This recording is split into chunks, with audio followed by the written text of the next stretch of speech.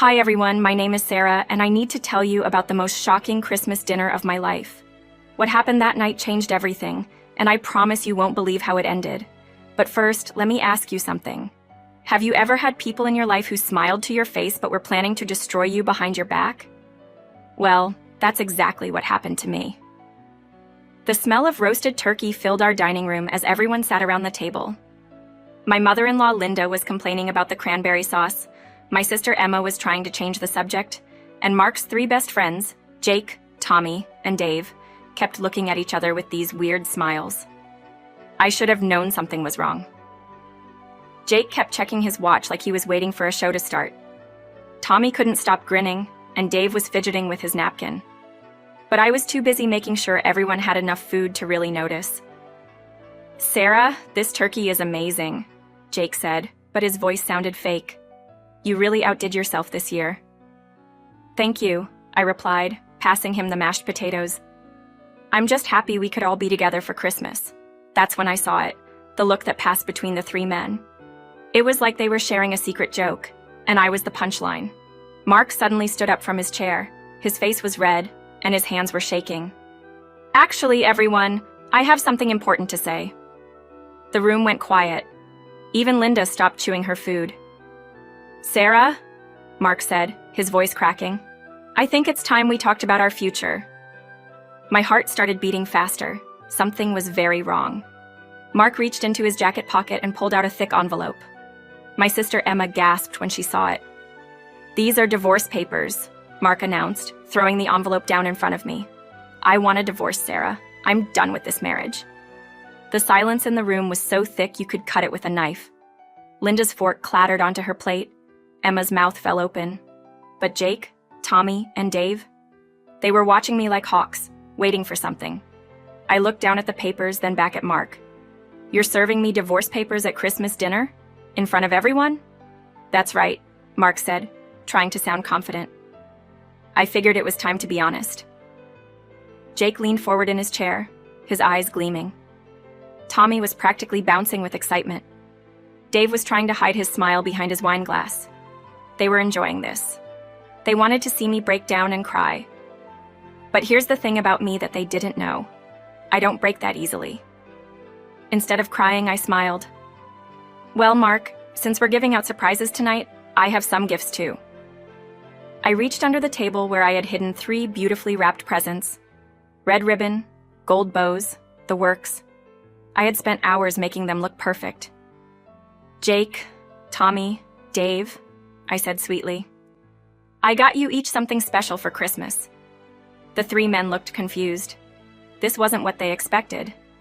They thought I'd be sobbing by now, begging Mark not to leave me.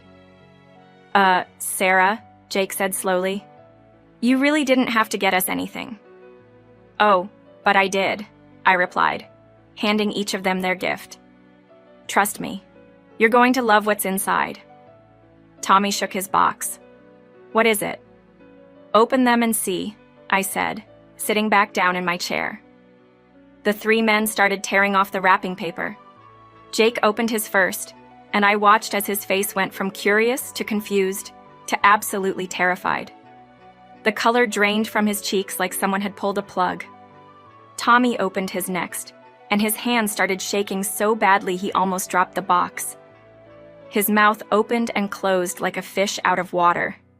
Dave was the last to open his gift, and when he saw what was inside, he actually made a choking sound. His eyes went wide with pure panic. All 3 men sat there staring at their gifts, looking like they had seen ghosts. What do you think was in those boxes that made 3 grown men look so terrified? Drop your guesses in the comments below, and don't forget to hit that like button if you want to know what happens next. Trust me, you won't believe how this story unfolds. Let me take you back to where this whole mess started. 6 months before that Christmas dinner, my life looked perfect from the outside. I had a beautiful house, a successful husband, and what everyone thought was the ideal marriage. But you know what they say, things aren't always what they seem. It was a warm June evening when I first noticed something was off. Mark had just gotten home from work, and I was in the kitchen making his favorite dinner, grilled chicken with garlic mashed potatoes. I always tried to have dinner ready when he got home because that's what good wives do, right? Honey, I'm home, Mark called out, but his voice sounded different, distant. Perfect timing, I said, wiping my hands on my apron. Dinner's almost ready. How was your day? Mark loosened his tie and sat down at the kitchen counter. Long, really long. Jake wants to grab drinks after work tomorrow, so I'll be home late. This was the third time that week Jake had wanted to hang out. Again? You guys just went out on Tuesday. Sarah, he's my best friend. We work hard and sometimes we need to blow off steam. Mark's tone was sharper than usual. I didn't want to start a fight, so I just nodded and served dinner. But something felt wrong. Mark barely touched his food and kept checking his phone every few minutes. Who keeps texting you? I asked, trying to sound casual. Just work stuff, he said quickly, putting his phone face down on the table. That night, Mark fell asleep before I even got out of the shower. I lay awake staring at the ceiling, wondering when my husband had become a stranger. The next few weeks were more of the same. Mark worked late almost every night. When he was home, he seemed distracted and irritable. Our conversations became shorter and shorter until we were barely talking at all. But the worst part was his friends. Jake, Tommy, and Dave had always been part of our lives. They came over for barbecues, watched football games in our living room, and joined us for dinner parties. I had always tried to be the perfect hostess, making sure they had cold beers and hot food. But lately, something had changed in the way they looked at me. It started with little things. When I would walk into a room where they were talking, they would suddenly stop and change the subject. Jake would give me these fake smiles that never reached his eyes. Tommy would make comments about my cooking or my clothes that sounded like compliments but felt like insults. Sarah, you're such a good little housewife, Tommy said one evening when they were all watching a game. Mark's so lucky to have someone who takes care of everything for him. The way he said, little housewife, made my skin crawl. But Mark just laughed along with his friends. Dave was quieter, but I caught him staring at me sometimes with this weird expression, like he was studying me or waiting for something to happen. The worst was Jake. He had this way of making me feel stupid without actually saying anything mean. He would ask me questions about current events, then act surprised when I knew the answers. Or he would make jokes that everyone else laughed at, but I didn't understand. Sarah doesn't get it, he would say with that fake smile. She's too pure for our twisted sense of humor. Mark never defended me. He just laughed along with them like I wasn't even there. One night in July, I was cleaning up after another dinner party when I overheard them talking on the back patio. I was washing dishes by the kitchen window, and their voices carried through the screen. Dude, you need to be more careful, Jake was saying. Sarah's not stupid. She doesn't suspect anything, Mark replied. She trusts me completely. That's what makes this so easy, Tommy added. She has no idea what's coming. My hands froze in the soapy water. What was coming? What didn't I know? Just remember what we talked about, Dave said quietly. Stick to the plan. I know, Mark sounded annoyed. Everything's under control. They came back inside before I could hear more, but those words echoed in my head for days. What plan? What was I supposed to suspect? I started paying closer attention to everything. Mark's late nights, his secretive phone calls, the way his friends looked at me. I noticed that Mark had been dressing nicer for work, wearing cologne more often, and taking extra care with his appearance. One evening in August, Mark's phone rang while he was in the shower. Without thinking, I glanced at the screen. The name Jessica flashed across it with a heart emoji. My blood ran cold. Who was Jessica? Mark had never mentioned anyone by that name. When Mark came out of the bathroom, I was sitting on the bed pretending to read a magazine. Your phone rang, I said casually. Someone named Jessica. Mark's face went white for just a second before he recovered. Oh, that's just someone from the marketing department, probably about the Johnson account. But I saw the panic in his eyes, and I knew he was lying. That night, I lay awake thinking about everything. The late nights, the secretive behavior, his friends' weird comments, and now this Jessica person. Pieces of a puzzle were starting to come together, but I didn't want to believe what I was seeing. Have you ever had that moment when you realize your whole life might be a lie? When the person you trust most in the world might be betraying you? Let me know in the comments if you've ever felt that sinking feeling in your stomach when you know something's wrong, but you're afraid to find out what it is. You know that feeling when your worst fears turn out to be true? When you discover that the person you love most has been lying to your face every single day? Well, that's exactly what happened to me on a rainy Tuesday morning in September. And what I found was so much worse than just an affair. Mark had left for work early that morning, claiming he had an important client meeting. But he forgot his phone on the nightstand, something that never happened because Mark was glued to that thing 24/7. I stared at the phone for almost an hour, my coffee getting cold as I debated what to do. Part of me wanted to respect his privacy, but the other part, the part that had been noticing all the lies and strange behavior, knew I had to look. My hands were shaking as I picked up the phone. Mark had never changed his passcode from our wedding anniversary, which now seemed almost cruel. The phone unlocked, and I went straight to his text messages. The first thing I saw made my heart stop. Message after message from Jessica with photos that no coworker should ever send. But that wasn't even the worst part. I scrolled up to see older messages, and that's when I found the group chat. Mark, Jake, Tommy, and Dave had a private chat called the Boys Club, and what I read there made me physically sick. Jake. How's Operation Break Sarah going? She suspect anything yet? Mark. Nah, she's clueless. Still making me dinner every night like nothing's wrong. Tommy. Dude, I can't believe she hasn't figured it out. My wife would have caught me months ago. Dave. That's because your wife isn't as trusting as Sarah. She actually believes Mark works late every night. Mark. Jessica thinks it's hilarious that my wife has no idea. She wants to meet her sometime. Jake. Don't get cocky. We need to stick to the plan. Christmas dinner is still the target date. Tommy. I still think we should bet on how long she'll cry. I'm saying at least 10 minutes. Dave. My money's on her running out of the room. She won't be able to handle the public humiliation. Jake. Either way, it's going to be epic. Mark serves the papers, she breaks down, and we all get front row seats to the show. I dropped the phone like it was on fire. My whole body was shaking, and I felt like I was going to throw up. They weren't just cheating and lying. They were planning to humiliate me in front of my family. They had turned my marriage into some sick game for their entertainment. But I kept reading, and it got worse. Mark. Jake, you sure about the money thing? I don't want to get caught. Jake. Trust me, I've done this before. Move it to the offshore account I set up. She'll never find it. Tommy. Smart.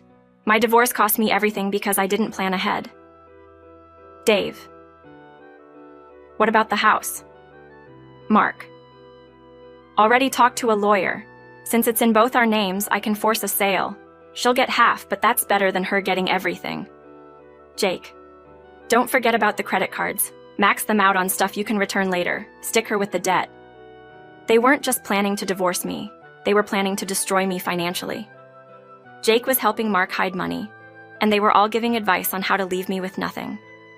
I screenshot everything before Mark's phone started ringing. I quickly put it back on the nightstand and pretended to be getting dressed when Mark came rushing back.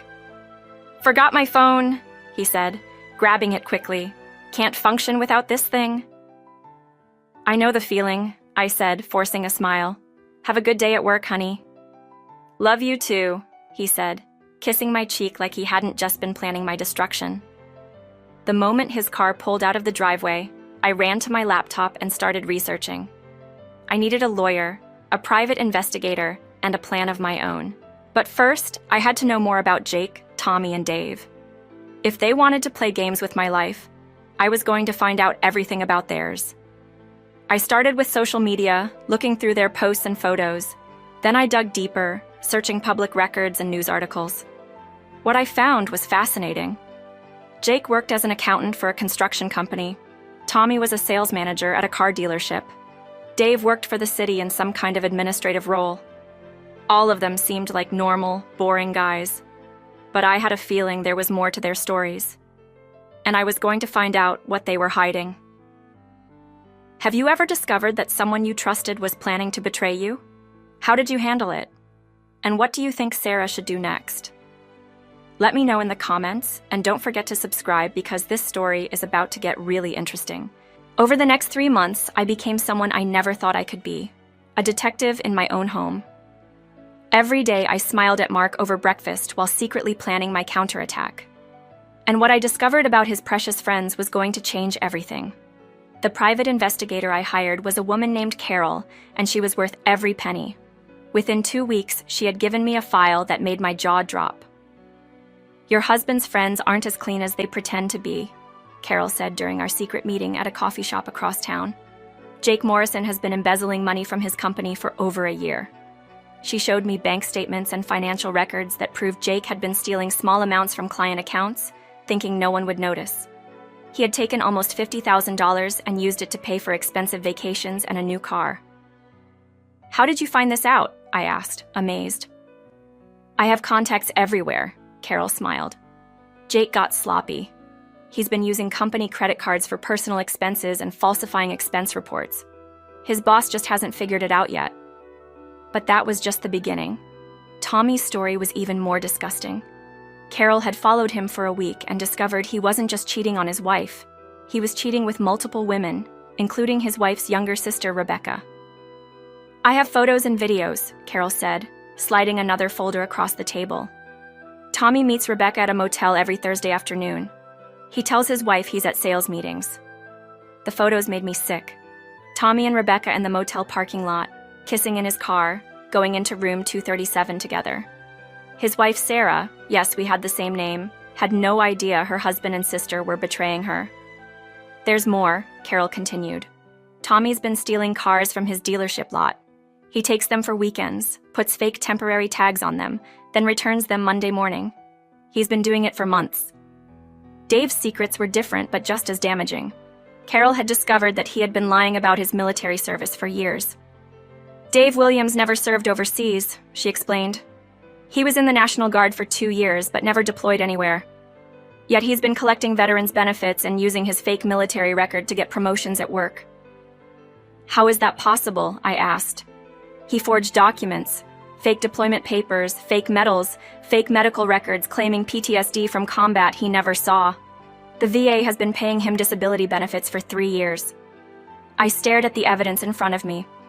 Jake was a thief, Tommy was a cheater and a car thief, and Dave was a fraud. These were the men my husband trusted, the ones giving him advice on how to destroy my life. But I wasn't done yet. I needed to know more about Mark's affair and their financial plans. Carol had been following Mark too, and what she found was almost funny if it wasn't so pathetic. Mark thought he was being so clever, but he was actually terrible at hiding his affair. "Your husband meets Jessica Martinez every Tuesday and Friday at the Marriott downtown," Carol reported. "He pays cash for the room and thinks he's being sneaky, but he uses the same credit card for dinner afterward every time." She showed me receipts, photos, and even audio recordings of Mark bragging to Jessica about how stupid I was. "He told her you do all the housework and cooking while he's out having fun," Carol said. "Jessica thinks it's hilarious that you have no idea what's happening." The worst part was learning about their financial scheme. Carol had traced the offshore account Jake had set up for Mark. They had already moved $15,000 from our joint savings account. "They're planning to move more money right before Christmas," Carol explained. "Jake's been teaching Mark how to hide assets and create fake debts to reduce what you'd get in a divorce." I also discovered that Mark had been applying for credit cards in both our names, planning to max them out and leave me with the debt. He had already opened 3 cards I didn't know about. But here's what Mark and his friends didn't know. I had been busy too. I had secretly opened my own bank account and started moving money there. I had copies of all our financial records, and I had been recording Mark's phone calls when he thought I wasn't home. Every conversation with Jake about hiding money, every call with his lawyer about divorce strategy, every disgusting comment about me, I had it all on tape. By December, I had enough evidence to destroy all 4 of them. Jake would go to prison for embezzlement. Tommy would lose his wife, his job, and face charges for car theft. Dave would be exposed as a fraud and lose his benefits and his job. And Mark? Mark was about to learn that his trusting little wife was much smarter than he thought December arrived, and I knew exactly what was coming.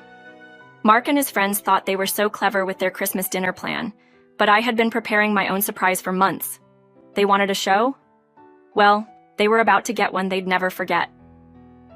The first week of December, I overheard Mark on the phone with Jake while I was folding laundry upstairs. He thought I couldn't hear him, but our house had thin walls. "Christmas dinner is perfect," Mark was saying. "My mom will be there, Sarah's sister, everyone. Maximum humiliation factor." "You sure you can go through with it?" Jake asked. I could hear his voice through the phone speaker. "Are you kidding? After everything we've planned? I can't wait to see her face when I drop those papers on the table." "Tommy's bringing his camera," Jake laughed. "We're going to record the whole thing. Sarah's breakdown is going to be legendary." My hands clenched the towel I was holding. They wanted to record my humiliation and probably share it with everyone they knew. These men were even more disgusting than I thought. That night, I called my sister Emma and asked her to come to Christmas dinner. "Of course I'll be there," Emma said. "But you sound weird. Is everything okay?" "Just promise me you'll come, no matter what happens," I said. "And Emma, bring your phone and keep it recording during dinner." "Sarah, you're scaring me. What's going on?" "I can't explain right now, but I need you to trust me." "Can you do that?" Emma agreed, though I could hear the worry in her voice. She was the only person in my family who had never liked Mark, and she was going to be my witness for what was about to happen. The next few weeks were the hardest of my life. I had to pretend everything was normal while knowing my husband was planning to destroy me in front of our families. Mark was actually being nicer to me, probably feeling guilty about what he was planning to do. "You're working so hard on Christmas dinner," he said one evening, watching me make a shopping list. "I really appreciate everything you do." "It's going to be a Christmas dinner no one will ever forget," I replied, and I meant every word. I spent hours preparing the special gifts for Jake, Tommy, and Dave. Each folder was perfectly organized with copies of all the evidence Carol had gathered. For Jake, I included bank statements showing his embezzlement, copies of forged expense reports, and photos of him using company credit cards for personal purchases. I even had security camera footage from his office building showing him working late, the same nights money went missing from client accounts. Tommy's folder was thicker. Photos of him with Rebecca at the motel, credit card receipts from their secret dates, and evidence of the cars he'd been stealing from the dealership. I also included screenshots of text messages between him and Rebecca where they laughed about fooling his wife. Dave's folder contained military records proving he never served overseas, copies of his fake deployment papers, and documentation of all the benefits he'd been illegally collecting. I had even found his real military file showing he was discharged early for disciplinary problems. But the best part was what I had prepared for Mark. Hidden in my jewelry box was a flash drive containing every recording I'd made of his phone calls, screenshots of all his text messages, and financial records showing every penny he'd tried to hide from me. I had also prepared a few other surprises. I had already filed my own divorce papers, dated 3 days before Mark planned to serve his. I had frozen our joint accounts to prevent him from moving any more money. And I had sent anonymous tips to Jake's company, Tommy's dealership, and the VA about Dave's fraud. The morning of Christmas dinner, Mark was nervous. He kept checking his phone and pacing around the house. "You okay, honey?" I asked, putting the finishing touches on the turkey. "Yeah, just thinking about work stuff," he lied. "Well, try to relax. It's Christmas, a day for family and surprises." Mark had no idea how right I was. An hour before dinner, Jake, Tommy, and Dave arrived together. They were all dressed up and acting excited, like they were going to a party instead of someone's destruction. "Sarah, you look beautiful," Jake said with his fake smile. "This is going to be such a special Christmas." "Oh, it definitely will be," I replied, thinking about the wrapped gifts hidden under my chair. As everyone sat down for dinner, I could feel the tension in the air. Mark kept glancing at his friends, and they kept glancing back. Emma noticed something was wrong and kept looking at me with worried eyes. The turkey was carved, the wine was poured, and everyone was laughing and talking. But I knew that in just a few minutes, everything was going to change forever. The moment Mark threw those divorce papers on the table, I felt a strange sense of calm wash over me. After months of planning and preparing, it was finally time to show these men what happens when you underestimate someone. Jake was the first to open his gift, his fingers fumbling with the red ribbon. I watched his face carefully as he lifted the lid of the box and saw the thick folder inside. His cocky smile disappeared instantly.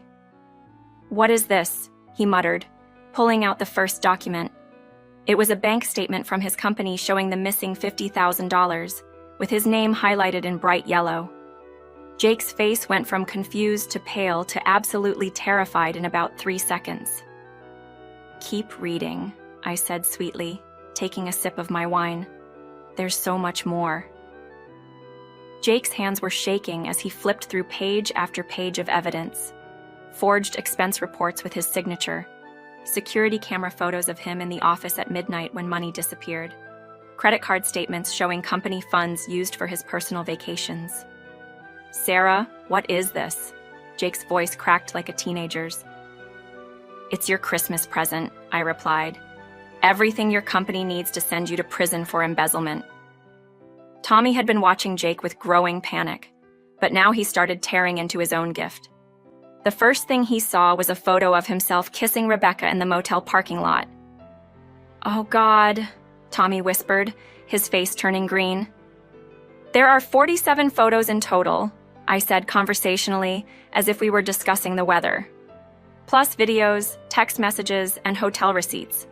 Your wife Sarah is going to be so interested to see what you and her sister have been doing every Thursday afternoon." Tommy's hands were shaking so badly he could barely hold the photos.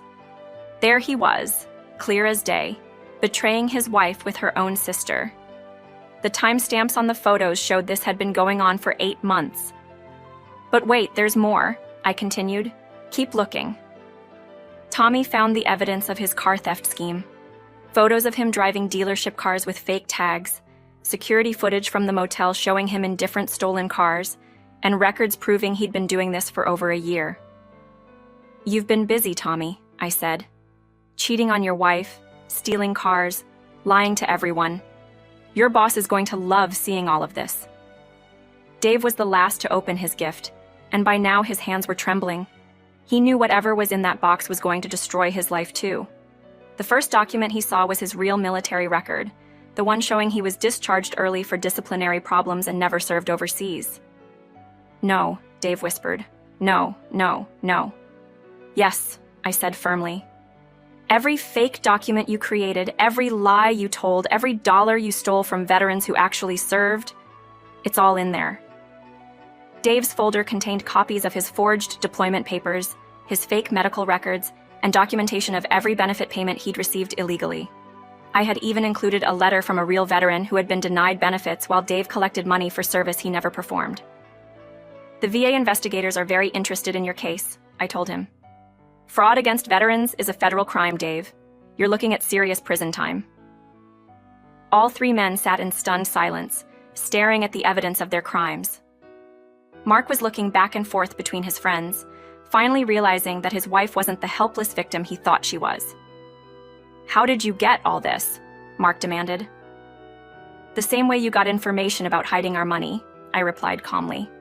"I hired professionals. The difference is, my professionals are actually good at their jobs."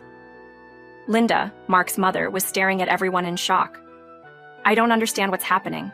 "Let me explain," I said, standing up from my chair.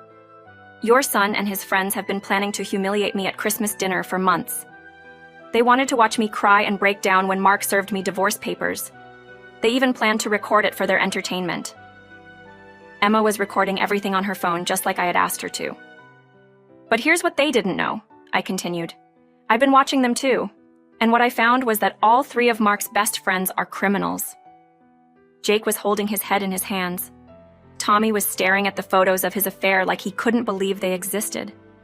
Dave was reading through his military fraud evidence with tears in his eyes. "I've already sent copies of everything to the police, the FBI, your employers, and your wives," I announced. "By tomorrow morning, all of your lives are going to be very different." The room was so quiet you could hear the grandfather clock ticking in the hallway. This is it, the moment I had been planning for months. Mark still thought he was in control, but he was about to learn that his trusting little wife had been 10 steps ahead of him the entire time. Mark slammed his fist on the table, making the wine glasses shake. "Sarah, What the hell do you think you're doing? You can't just destroy people's lives like this. I looked at him with complete calm.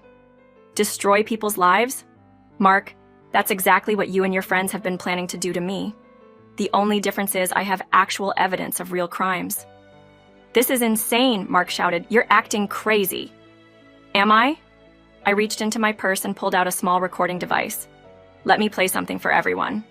I pressed play, and Mark's voice filled the room. Sarah's so stupid, she has no idea what's coming. Jessica thinks it's hilarious that my wife still makes me dinner every night while I'm screwing around. Mark's face went white. Linda gasped and covered her mouth.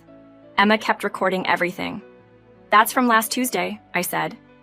But I have months of recordings. Would you like to hear the one where you and Jake plan to hide our money in offshore accounts?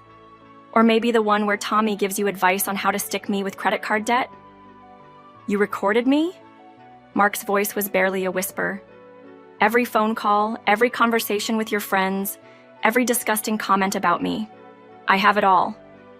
I pulled out a flash drive, including the calls with your lawyer about forcing me to sell our house. Jake suddenly looked up from his folder. Mark, she knows about the money. She knows everything. Speaking of money, I said, I should probably mention that I froze all our joint accounts 3 days ago. That $15,000 you moved to the Cayman Islands? I had it transferred back and reported the account to the IRS. Mark's mouth fell open. You can't do that. Actually, I can, especially since I filed for divorce first. I pulled out another set of papers. These are my divorce papers, filed last Monday. Your papers are worthless, Mark. I beat you to it. The room erupted in chaos. Mark was yelling, his mother was crying, and his 3 friends were staring at their destroyed lives in their hands. There's more, I said loudly, getting everyone's attention. Mark, remember Jessica? Your affair partner who thinks I'm so stupid?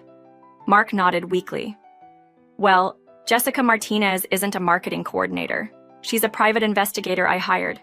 Every hotel room, every dinner, every time you bragged about fooling me, she was recording it all for evidence. Mark's face went from white to green. That's impossible. Is it? Jessica's real name is Carol, and she's very good at her job. You've been sleeping with my private investigator for 3 months, telling her all your secrets and paying for hotel rooms with credit cards that I can trace. Emma started laughing despite herself. Even Linda looked shocked at how stupid her son had been. The house is in my name only, by the way, I continued. I had the deed changed last year when you were too busy cheating to pay attention to what you were signing. You need to pack your things and leave tonight. Sarah, please, Mark begged. We can work this out. I made mistakes, but we can fix this. Fix this? I looked around the table at the 3 men who had planned my humiliation. Jake's going to prison for embezzlement. Tommy's wife is getting divorce papers tomorrow, along with photos of his affair with her sister. Dave's going to lose his job and his benefits and probably go to jail for fraud. And you, Mark, are going to be divorced, broke, and homeless by New Year's. I stood up and smoothed my dress. You wanted to bet on whether I would cry tonight. Well, here's the thing about your bet. You were wrong. I'm not crying, but you are. And it was true. Jake was crying as he stared at evidence that would send him to prison. Tommy was crying as he looked at photos that would destroy his marriage. Dave was crying as he read about his military fraud being exposed. Mark was crying too, finally understanding that his perfect plan had backfired completely. Merry Christmas, everyone, I said, raising my wine glass. Emma, would you like to stay for dessert? I made Mark's favorite chocolate cake, but I don't think he'll be here to enjoy it. As the 3 men gathered their evidence folders and stumbled toward the door, my phone buzzed with a text message. It was from Tommy's wife. Thank you for the photos. I'm filing for divorce tomorrow. Rebecca is no longer welcome in our family. I smiled and showed the message to Emma, who grinned back at me. Sarah, Emma said, I have never been more proud to be your sister. Mark and his friends left that night with their tails between their legs, their lives in ruins, and their friendship destroyed by their own greed and cruelty. I spent the rest of Christmas evening with Emma, eating chocolate cake and planning my new life as a free woman. Sometimes the best revenge isn't getting mad, it's getting smart. And that's how I turned the tables on the men who thought they could destroy me. Sometimes the quiet ones are the most dangerous, and sometimes the best gift you can give someone is exactly what they deserve.